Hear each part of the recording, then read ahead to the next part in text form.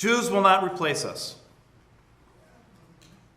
That's what they were chanting as they marched through the campus of my alma mater, dear old Virginia. The tiki torches were worthy of mockery, but the people, they were deadly serious. These were self-identified Nazis. The same people who the next day stood in front of the synagogue in Charlottesville, a place I had prayed myself, wearing military fatigues, pieces of body armor, and carrying weapons. The same people who marched proudly with fascist symbols and Confederate emblems the next day.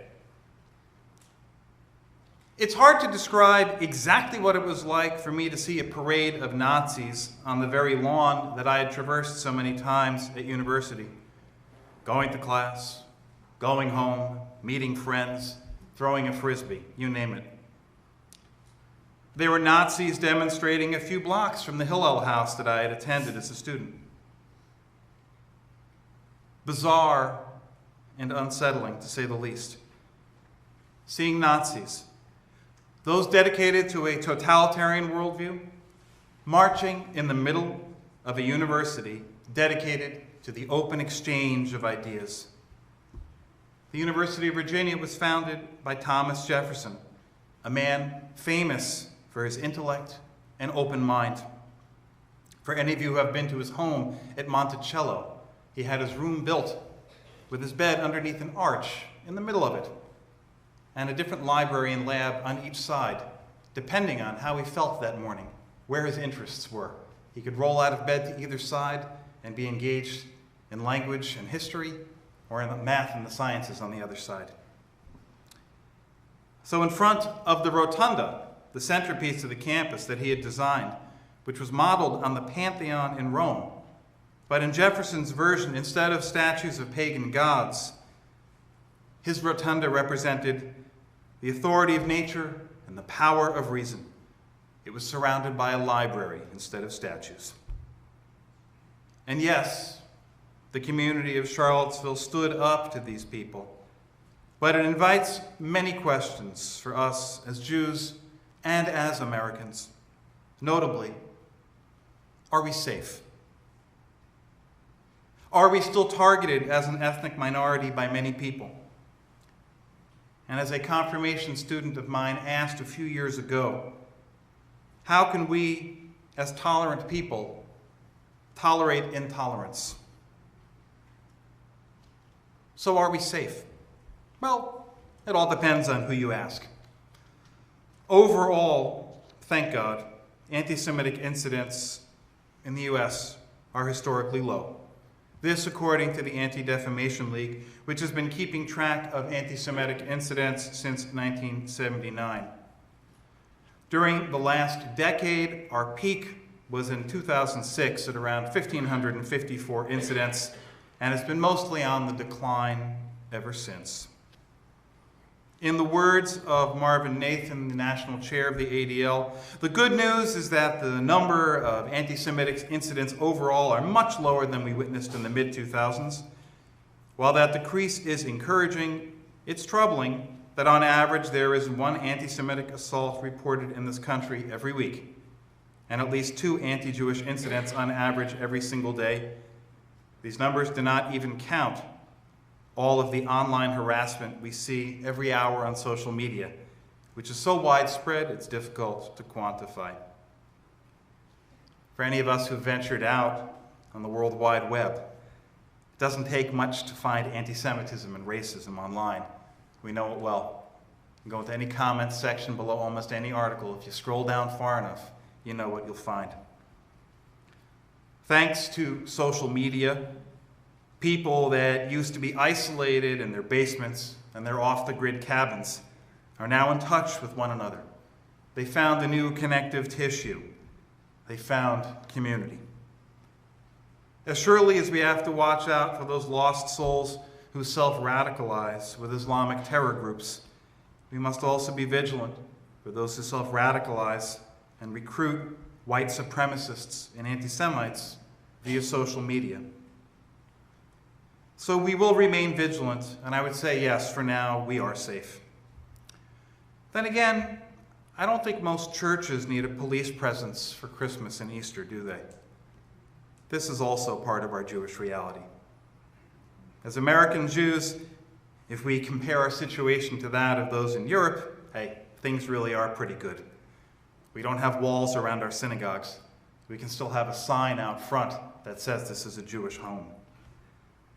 And the response of our community here on Cape Cod to what happened in Charlottesville was spectacular.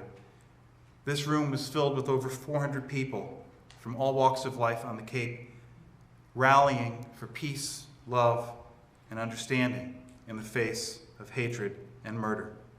There are many, many good people that we can count on as friends. So are we still a target? Well, we are blessed to live in America, the safest diaspora country we have ever known in 2,000 years. We still have moments when we are confronted with hateful speech and actions. It's not that long ago that the sign right in front of our synagogue was tagged with a swastika. Try wearing a yarmulke in public on Cape Cod if you want to know what people really think. Has anybody ever done that? You can ask me what it's like.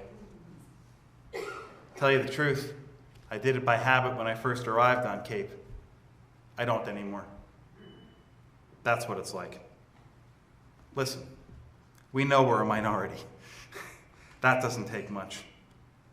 It isn't perfect, but let's face it too, it's about as good as it gets in the scope of Jewish history.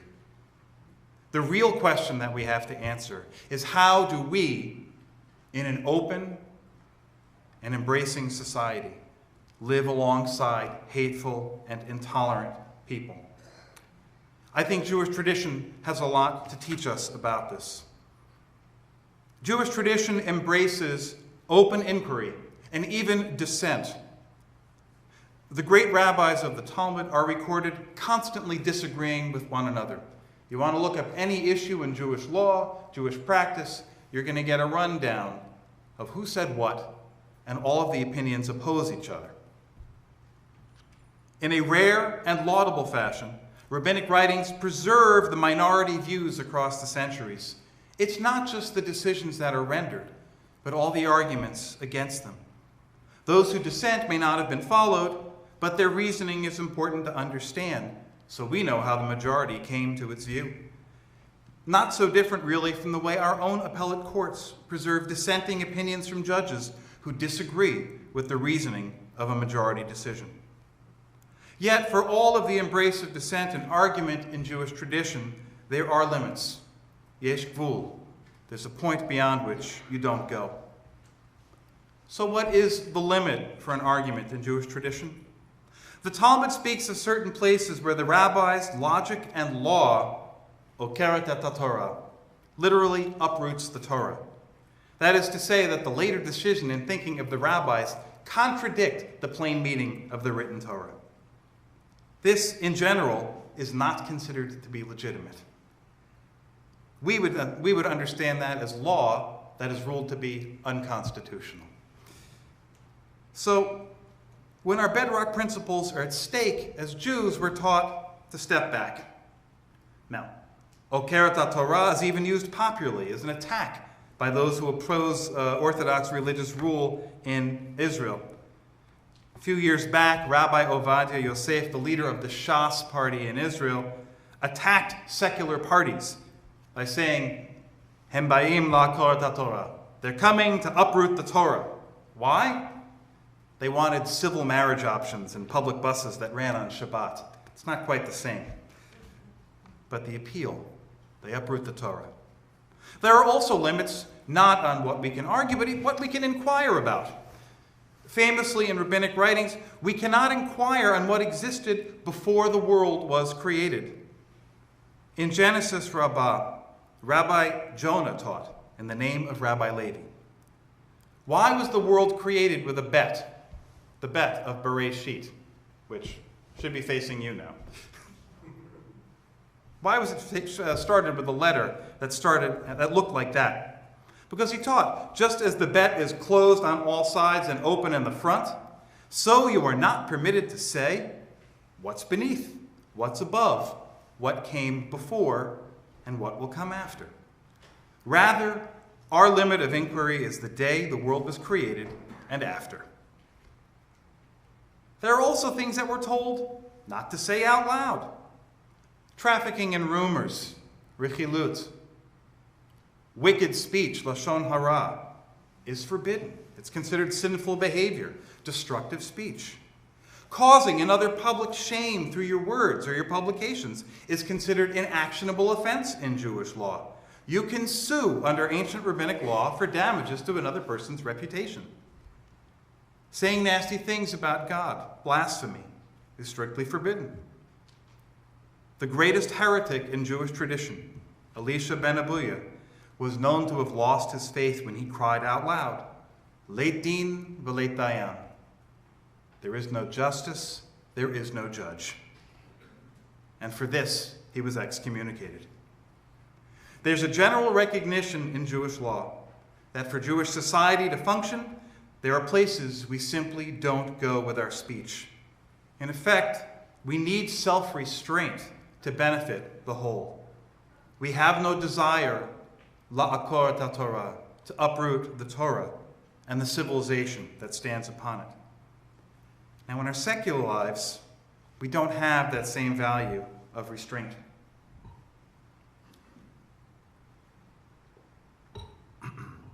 In America, we have this doctrine of First Amendment purity. Free speech is an ideal that we really don't dare tamper with. It's one of our most precious freedoms. It guarantees the right to say what we want and to associate with the people whom we choose. Even greater freedom is given as more forms of expression have been included under the right to free speech. Everything from money and politics, to obscene language and images, to expressions of vile and hateful ideologies. All of these are protected freedoms. There are limits to our expression, even in American law. It's illegal to endanger the lives of others by causing a panic, shouting fire in a crowded theater, or by inciting violence against others. If your expression involves brandishing a weapon or intimidation, it's no longer protected. Now, the power of the internet and social media have made self-publication significantly easier than formulating something worthy of publication. You can write and say anything, even if it's not worth writing or saying. The haters and those bent on violence have noticed and taken advantage. The power of self-restraint that we need to keep our society going is breaking down. We see this particularly on college campuses. The lack of restraint on the left gives right to political correctness. The impulse to prevent people from saying things that somebody else might get hurt feelings over. We end up with this caricature of a university with trigger warnings and safe spaces because literature and movies and ideas might harm somebody's feelings of security. Well, in my experience, a university better be a place where your ideas are challenged and maybe even harmed by exposure to better ones. The trend of disinviting challenging speakers on college campuses is dangerous to our society. The idea that something is too challenging for our precious young minds so they can't hear things they don't like. Well, this trend is mirrored on the right by those who take delight in pure provocation. Those who want to promote outrageous and offensive viewpoints only because they know that they're offensive. It's a delight in causing pain to others, simply as a demonstration of freedom of speech. Again, lack of self-restraint. So we need to keep looking for a way to keep our exchange of ideas open and still embrace a sense of decency. Just because we can act or speak in offensive and hateful ways doesn't mean we should.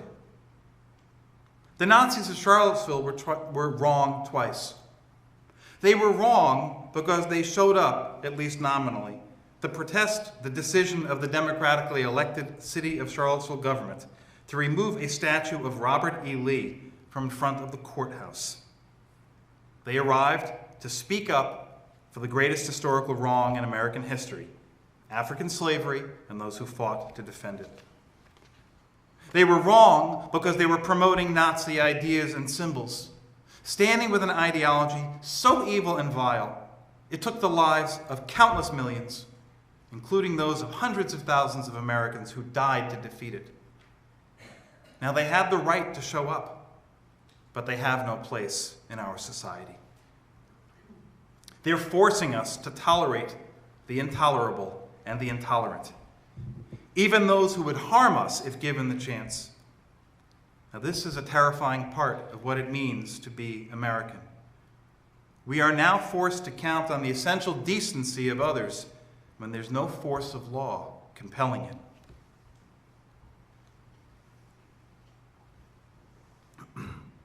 There was a lasting image in the aftermath of Charlottesville that affected me more than I would have thought. Billy Joel, of all people, put on a concert at Madison Square Garden about a week after the Nazis marched in Virginia. Now, he's not a guy who's ever been particularly outspoken. Yet, August 21st, something happened. He played his show. He came out for his encore. No talk about it, but he was wearing a jacket with a yellow star stitched on the front and a yellow star stitched on the back. Now, Billy Joel was raised in Hicksville, Long Island, but he had no particular religious education. His own words of his father. My father was a classically trained pianist. He grew up in Nuremberg, Germany, and he also went to school in Switzerland. His father was quite well off. They had a mail-order textile business, Joel macht Fabrik. That's the same father who escaped Germany as a child before the war and came to the States. Asked for comment after the concert, all his representative had to say was a quote from Edmund Burke: "The only thing necessary for the triumph of evil is for good men to do nothing." Charlottesville was an event that made even the most secular of our people look in the mirror and see a Jew. Let's face it, when the Nazis come, they don't really care how we think about ourselves. We are the good people that Edmund Burke spoke of, and there are so many others. We can't and we won't be so passive as to do nothing in the face of evil. As Jews, we stand for decency and respect, but we also stand for reasonable limits. Free speech is guaranteed in America, yes, by the government. But there's no right in our Constitution to amplify those vile viewpoints via private companies, Facebook, Google, Twitter. We need to pressure them to take responsibility for their users. These companies are more than just bystanders. They are the most powerful mass media companies in the world. Until just last week, you could buy targeted advertising on Facebook with the search term Jew haters. Yeah, you could go in, buy ads just to reach Jew haters. It's an unacceptable lack of restraint on their part. We also stand with the many decent people everywhere. Under your seats this year, as you will find every year, is a shopping bag. The bag that we ask you to take on Rosh Hashanah and fill with the food that you won't eat on Yom Kippur to bring back for our food drive, an annual tradition here at Cape Cod Synagogue, spearheaded by our youth group, CAPTI. Well, after the Charlottesville rally here, the new pastor of the First Lutheran Church in Barnstable, Peter Hebert, reached out to me and he said, "You know, our church would really like to be more engaged and supportive of the synagogue at this time." And so I said, "You know what? We don't have the same faiths, but the way you could support us the best is by helping us do something good for this world. Why don't you join us in the food drive this year?" And they are. So, over this next week and a half, You're going to see bags of food coming from the First Lutheran Church as well. These are the kind of actions that good people take. I would urge all of you, reach out to the many allies that are here and speak up. We've got allies all over the place. Build your bridges. Stand with others in their time of need. This is what good and decent people do. Together, we have strength greater than anyone who would destroy in an orgy of hate. L'Shana Tova.